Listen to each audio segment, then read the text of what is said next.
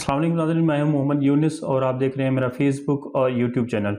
नाज़रीन, पाकिस्तान के सियासी मंजरनामे पर एक नई सियासी पार्टी का वजूद, Istehkam Pakistan Party, patron in chief Jahangir Khan Tareen खुद नाअहल और पार्टी के जो सरबराह हैं, पार्टी के जो प्रेसिडेंट हैं अलीम खान साहब, खुद लास्ट इलेक्शंस में जो है वो हार चुके हैं। और उसके अलावा साबिका जो उनकी पॉलिटिकल पार्टी थी, उनके जो डिसिडेंट लोग थे, उनसे जो अलहदगी अख्तियार करने वाले लोग थे, वो भी इस पार्टी में बाकायदगी से शामिल हो गए, जिसमें हमने और सब ने देखा होगा। पुराने अंडे और नई सियासी टोकरी, ये वो मंजरनामा है जो बन रहा है। PTI is down but not over yet. Party तो बन गई लेकिन पुराने अंडे भी जमा कर लिए गए। वोटर कहाँ से आएंगे, ये है वो आज की बीट्स जिस पर हम गुफ्तगू करने की कोशिश करेंगे। ये पाकिस्तान में नया नहीं है, या ये पाकिस्तान में जो पहली दफ़ा नहीं हुआ है कि इस तरह की जो पॉलिटिकल पार्टीज़ हैं और इनके हालात में, यानी कि एक स्पेशल सर्कमस्टांसेस में जिनका वजूद आया है। इससे पहले भी वो हमारे साथ पास बहुत सारे ऐसे मिसाल मौजूद हैं जो तारीख़ में अभी भी मौजूद दिए जाते हैं रेफरेंस के तौर पर। लेकिन उस वक़्त के जो इस तरह के ग्रुप्स या इस तरह की पॉलिटिकल पार्टीज़ वजूद में आई, लेकिन वो देर पा कायम ना रह सकी। जिसमें आप अगर मंजरनामा देखना चाहें तो 1947 से लेकर आज 2023 तक जितने भी पॉलिटिकल एरिना पे जितनी भी इस तरह के जो प्रेशर ग्रुप्स होते हैं या इस तरह की जो पॉलिटिकल पार्टीज़ होती हैं जिनका सडन जो बर्थ हो जाता है, यानी कि एक ऐसा बर्थ होता है जिसकी कोई मियाद नहीं होती, जिसमें पाकिस्तान में अगर देखा जाए तो आप 9 सितारे, आईजेआई और ये बाकी पॉलिटिकल पार्टीज़, आप पाकिस्तान मुस्लिम लीग काफ का वजूद देख लें, आप उस वक़्त के जो एमक्यूएम है उसका वजूद देख लें, और देहात में देही सिंध में जो है पाकिस्तान मुस्लिम लीग फंक्शनल का वजूद देख लें। ये लास्ट जो प्रोजेक्ट हमने देखा वो पीएसपी का प्रोजेक्ट था, मुस्तफ़ा कमाल साहब का प्रोजेक्ट था। वो भी प्रोजेक्ट जो है वो वाइंड अप हो गया। लास्ट 2 मंथ्स में हमने देखा कि वो अपनी बैक टू पवेलियन चले गए हैं।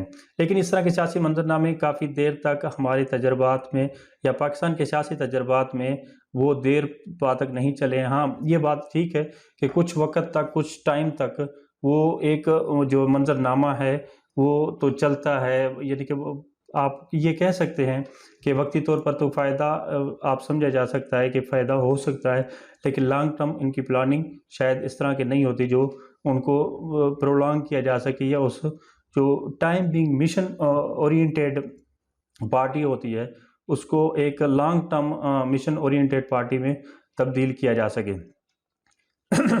सॉरी। आज की जो डेवलपमेंट्स हैं वो बड़ी कमाल की हैं, जिन पर मैं ख़ास तौर पर आपसे गुफ्तगू करना चाहता हूँ। वो ये थी कि जो लोग वहाँ पर मौजूद थे, ये वो लोग थे जिनमें 99% लोग पीटीआई के साबिका हैं। इवन जहांगीर खान तरीन देख लें, अलीम खान साहब देख लें, या अली जैदी देख लें, या उसके जो साबिक गवर्नर सिंध थे इमरान इस्माइल साहब देख लें, फवाद चौधरी साहब को देख लें, या बाकी जितने भी लोग थे, ये वो लोग हैं जो पहले इसी यानी कि पाकिस्तान तहरीक इंसाफ का हिस्सा हुआ करते थे। कुछ लोग तो कुछ मंथ पहले या कुछ साल पहले इस पार्टी से अलहदा हो गए, जिनमें जहांगीर खान तरीन साहब और अलीम खान साहब की मिसालें हैं, और बाकी जो है वो प्रेस कॉन्फ्रेंस के नतीजे में इस पार्टी को अलविदा कहकर एक नए पाक व पवित्र बनकर एक नए सियासी मंजरनामे पर वो नमूदार हुए, आज हमने देखा। उसमें ख़ास बात क्या थी? उसमें ख़ास बात थी उनकी बॉडी लैंग्वेज, उनका जो है वहाँ पर मौजूदगी होना, यानी कि मौजूद होना वो एक बहुत बड़ा सवालिया निशान था, जिसको तमाम टीवी चैनल्स या जिसमें तमाम सियासी मुबस्सरीन जिस पर गुफ्तगू कर रहे हैं, वो ये है कि उनका इस तरह से जो बेहाल हो जाना, इस तरह से उनकी अपीयरेंस शो होना, ये क्या ज़ाहिर करती है? क्या जबरन इनको अलहदा किया गया?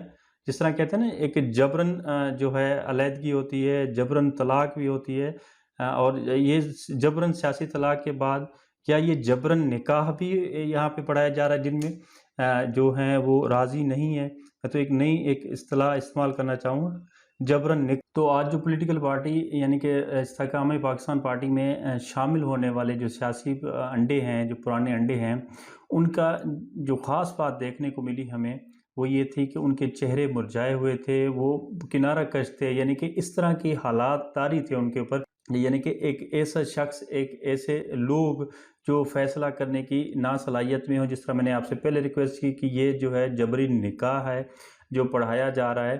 اب ان کے جو چہرے تھے وہ یقیناً ایسی عبرت والے چہرے تھے جس کو پڑھنا اور جس کو سمجھنا کوئی مشکل کام نہیں تھا، ہم جیسے لے مین بھی اس کو سمجھ سکتے ہیں۔ تو شاکر شجاع آبادی صاحب کا ایک بڑا خوبصورت سا شعر ہے اور یہ بر وقت بھی ہے کہ شاکر صاحب فرماتے ہیں کہ اساں اجڑے لوگ مقدراں دے ویران نصیب دا حال نہ پوچھ، تو شاکر آپ سیانا ہے ساڈا چہرہ پڑھ حال نہ پوچھ۔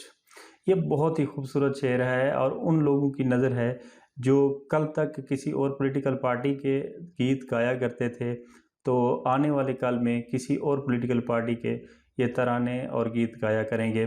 تو ان میں جو ایک خاص بات ہے کہ یہ تاثر پایا جاتا ہے کہ اس پارٹی کو لانچ کرنا اور اس وقت میں لانچ کرنا جب ایک پولیٹیکل پارٹی، ایک سیاسی پارٹی کو سمجھا جاتا ہے کہ وہ دیوار سے لگا دیا گیا ہے، ان کے لوگ جو ہیں وہ توڑ کر دوسری پولیٹیکل پارٹیز میں شامل کروایا جا رہا ہے۔